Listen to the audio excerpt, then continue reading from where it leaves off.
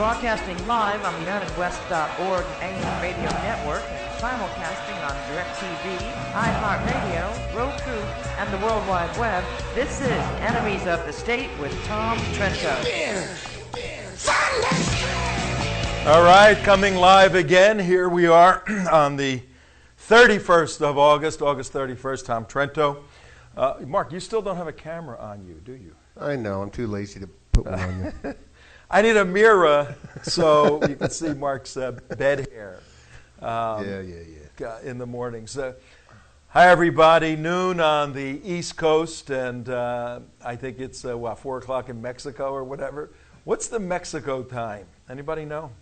It's Central Time, isn't it? In our control room? Isn't it Central Time? What part of Mexico is Donald Trump going to? Central Time, isn't it Central Time? To Los Angeles, that part of Mexico? Or the San Diego part of Mexico? Yeah, right. I've been doing a lot of thinking. Today, we're dealing with insane immigration. And it's very difficult for me, folks. I watch the conservative news shows, Fox, those shows. But I like to watch the people whose heads are exploding. Oh, this morning on Morning Mika, man, they were just... you watch that one, I know. And, CNN, Carol Costello, she has to be the dumbest news anchor. I don't know what is going on with her, but these people hate Donald Trump. Oh, with a passion. With a passion, and no matter what he does, if he pulled a woman out of a burning car, they would say, oh. Donald Trump lit the fire on the car. Yeah, he obviously lit the fire, for media attention. He's going to Mexico. It's a Hail Mary. It's a last-ditch effort. What is he going to do in Mexico? Mexicans hate him, And this guy was on, Hilito Acosta, Border Patrol agent, top agent, Mexican guy. And he basically was arguing for Trump's position, blowing the minds of the people on CNN. We got to try to get Hilito Acosta on the show. But I'll tell you what, Mark. Yep.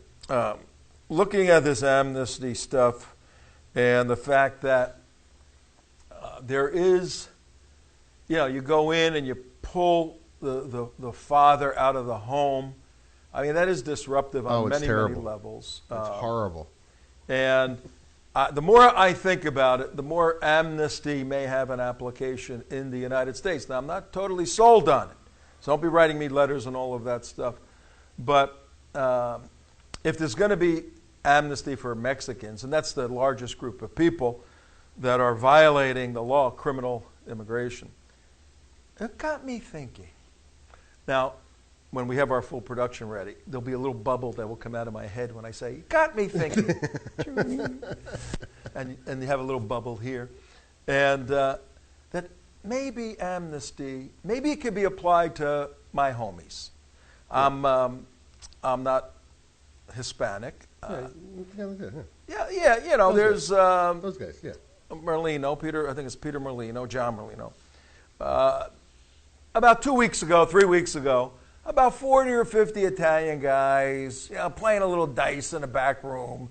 They all got busted in New York, New Jersey, Florida. Oh my God. Can you imagine? Look at that picture. For those of you watching live, look at that picture. The FBI is ripping an Italian guy out of his house. His kids are crying. Look at his kids. They're disrupting. Oh, look at these kids. They're just crying. They're disrupting the Italian families in New York and New Jersey. These poor kids are devastated. Not that one. That one's in training. Leave that guy out of there. But show some of the poor Italian, Sicilian guys that were taken out of their jobs, taken out of their house. Their pictures were put on posters. Their pictures. And the FBI went after these guys. Look, come on. You roll a couple of dice, you play a little poker, you do a little this, little that. Big friggin' deal. What's wrong with that, Tommy? What's wrong with the little dice, little poker? What's wrong with that? I say if amnesty's good enough for Mexico, it's good enough for Italy. The Italian guys, and these are just 40 of them. You want me to start giving you names of friends and not family, of hundreds of people that would love to have a little amnesty for something that maybe happened in 1976, maybe 1992, maybe 1985. maybe 1987. I can give you a lot of names, and these guys would love amnesty. Yeah, they screwed up once or twice. Now they got good jobs. They're doing good things. They maybe pay taxes. They maybe don't. But the pay families, taxes. Tom, the families. It's a kid. But if amnesty is good for the people that are cutting the grass, and I can't believe these leftists, when they refer to the criminal Mexicans, they're so racist. They go, they're doing great on the lawns and the service and the restaurant. It's like a slavery class, They're referring to these people. They're our servants. We need them to be our servants. You talk about racism. But if amnesty is good for all the illegals from other countries, I'm going to argue all my Italian, Sicilian friends for the past 50 years should apply for amnesty. And they're not in trouble anymore. It's all forgotten. It's over with, and we get on with life. And then maybe the bank robbers, we'll do them afterwards, and then the white-collar criminals, and then we'll do the drug criminal. Amnesty for everybody. We're a big, happy family. Yep. Forgive everybody. What the hell we need laws for? What we're going to see tonight, 6 o'clock tonight, Donald Trump is speaking in meeting with the Mexican president this afternoon. And then he's speaking this evening in Arizona, going to deliver his groundbreaking speech. It's not going to be a groundbreaking speech. He's simply going to say, as we did yesterday in the show, there's a law. President Clinton was the signer of a 252-page law in 1996. There it is right there behind me. We're going to look at that law briefly tomorrow. Tomorrow, we're working on getting Ann Cochran on the show. Ann is with the Refugee Resettlement Watch, that program, and an expert on all things immigration. So I think we'll have her live tomorrow. But today, I want to show you one thing I didn't get to the other day in my exotic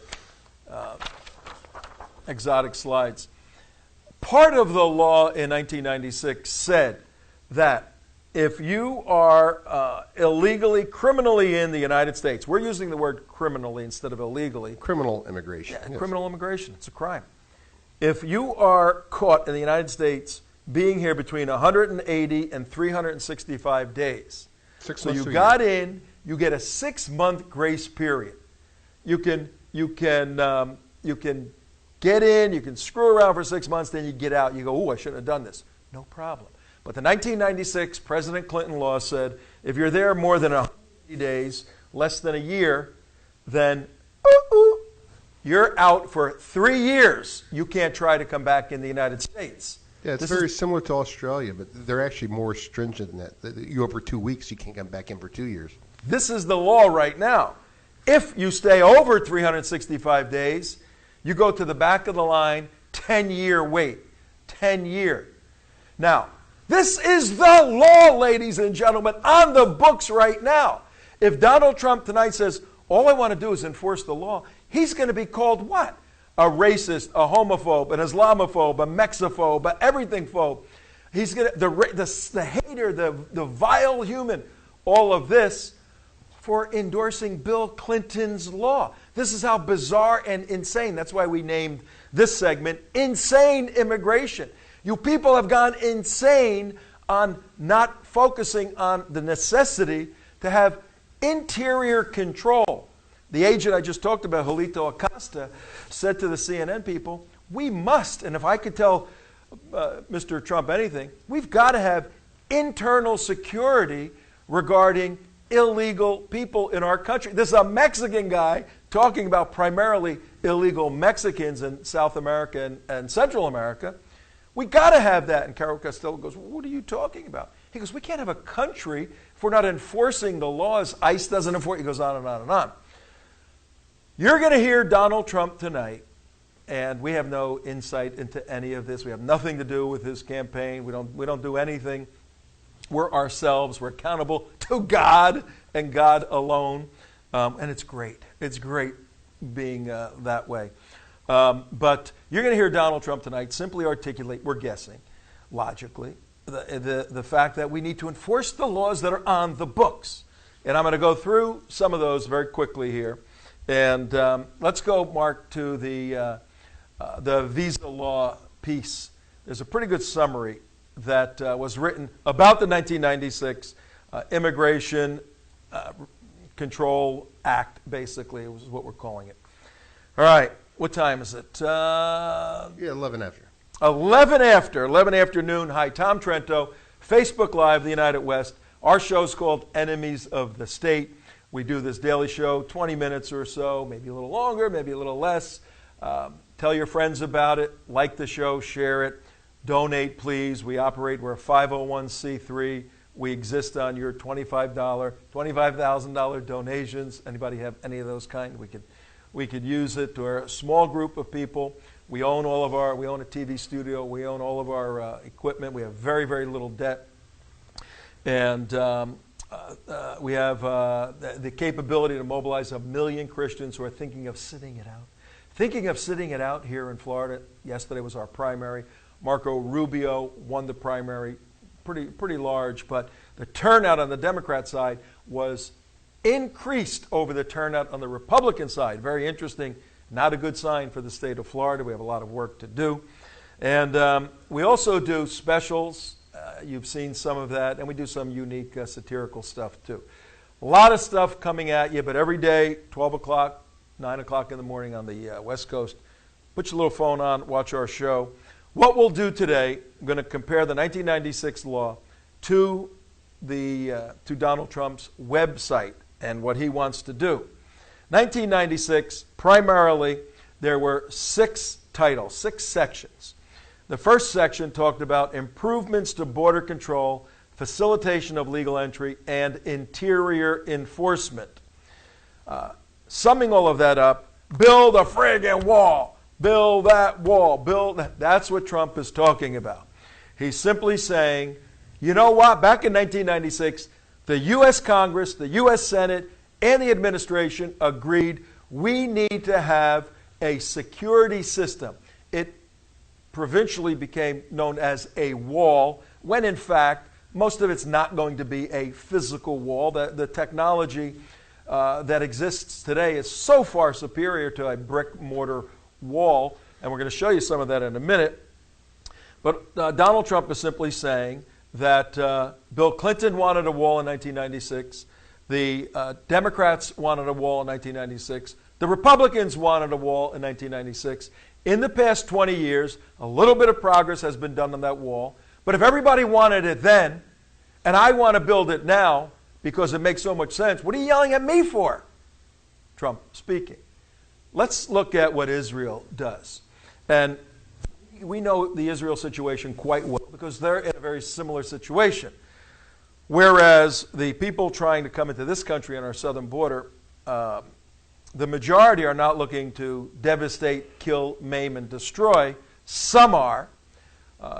Conversely, in Israel, the areas that Israel has to have a security barrier, the folks on the other side want to kill and annihilate the Jews. So they have constructed, look at some of this, that system right there. Take a look at that. It has a variety of elements to it to form a security barrier. This is the technology that needs to be integrated in certain sections of the U.S. It's got, obviously, rolled barbed wire, very difficult to get through that. It's got a paved road for patrolling to go on. Then it has a electronic controlled fence that has sensors in it for movement. There are sensors and high-tech stuff all over the place. This stuff just on the ground, let alone the eyes in the skies that you'll see. Ironically, and Mark's showing various ways that the Israelis do it. So what we want you to do right now on point 1, when you hear a wall, get the wall idea out of your head. There will be, right there, that wall separates Bethlehem from Jerusalem in some areas, the bad parts of Bethlehem, where people want to come over and kill the Jews. But start thinking a security system on our southern border. It'll be a compilation of electronic technology, aerial assets, and a physical structure. But, Mark, what is our friend Dan Gordon? What is he yelling from the top of his lungs that needs to be added to our southern...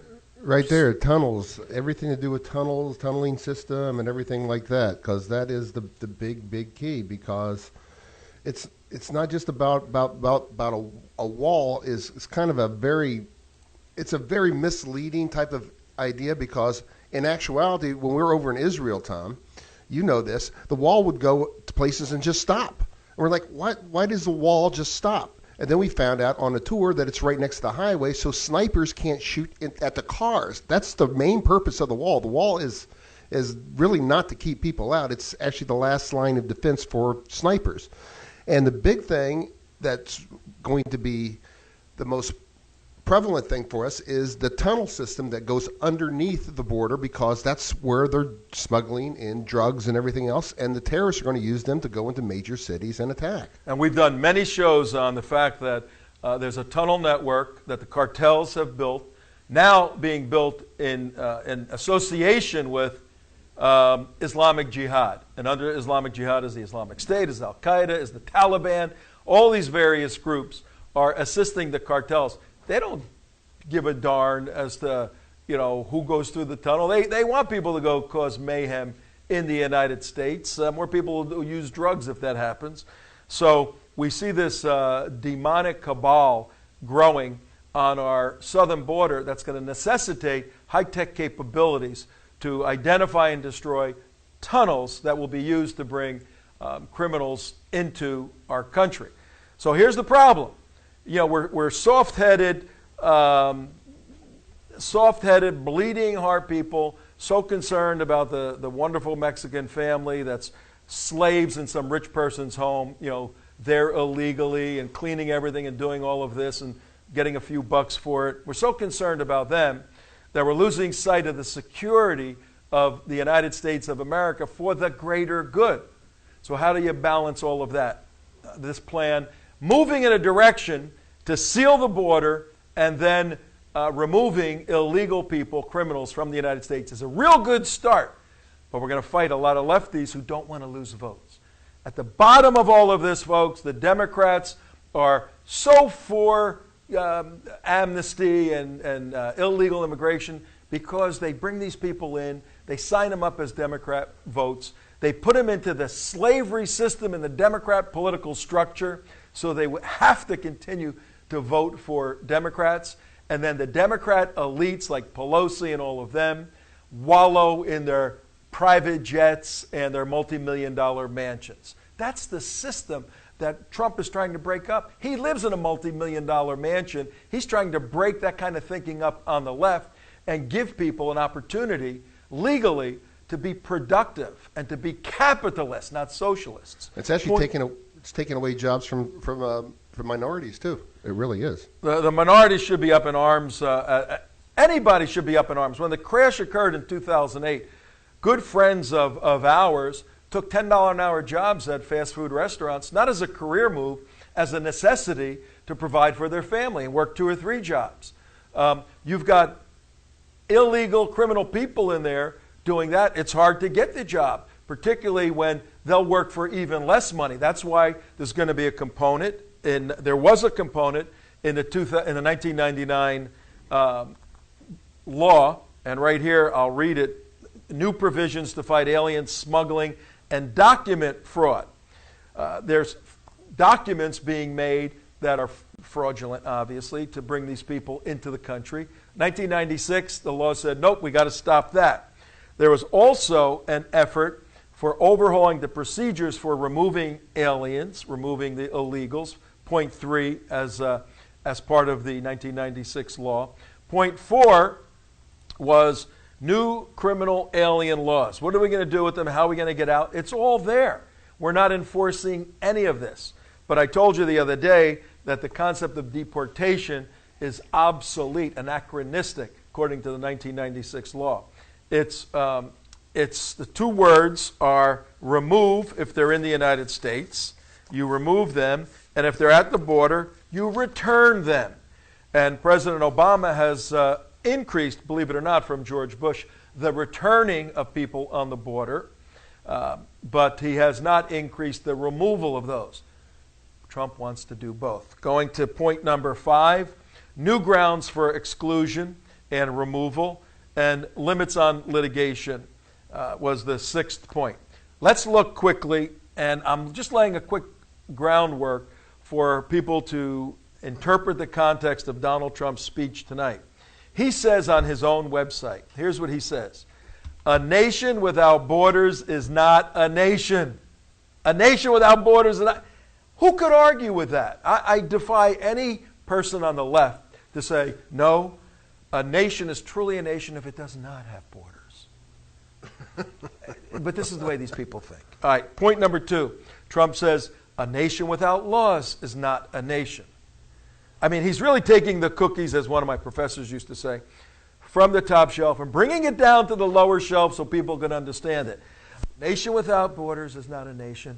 This is from Trump's website. A nation without is not a nation. And the third item on his analysis, a nation that does not serve its own citizens is not a nation. You've got to prioritize those individuals who are citizens. There's something valuable, something unique, something powerful, something wonderful about citizenship. And my grandparents came here, and I was born here, and I received that citizenship through the hard work and labor of them coming over 100 years ago. And I received that. I cherish that every single day. To have someone come in and steal that from someone else is absurd. All he's saying is you've got to cherish those people that have citizenship. And for this, he's being called a racist and all these other names. People got to get with it. You really do. He says Mexico's going to pay for the wall. And he goes on and on and on. We know all of that. But here's what we want you to do as we bring this segment to a close. Watch the speech tonight, and then do this with your remote tomorrow. Put it on, let's say, Fox, and put it on CNN.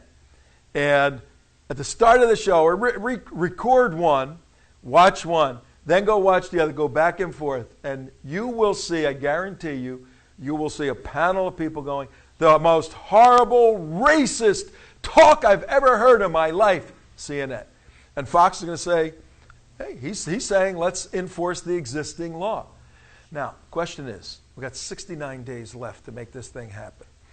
How in the world are we going to convince people that aren't convinced by facts, who, when you speak truth, get mad at you, and when you have an intelligent point, they want to destroy you and throw you out of the room? How do you reason with people like that? Guess what? You can't. That's why.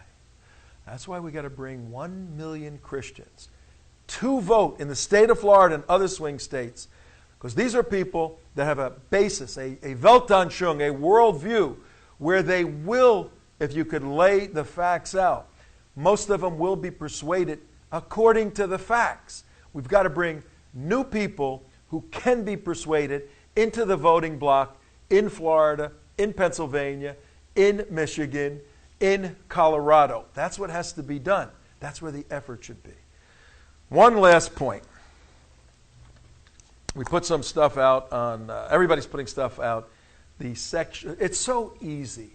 The innuendo is so easy with a guy by the name of Wiener to be playing with his private parts in public, who happens to be the husband of a devout Muslim, who happens to be the right-hand person of Bill and Hillary. Not just Hillary.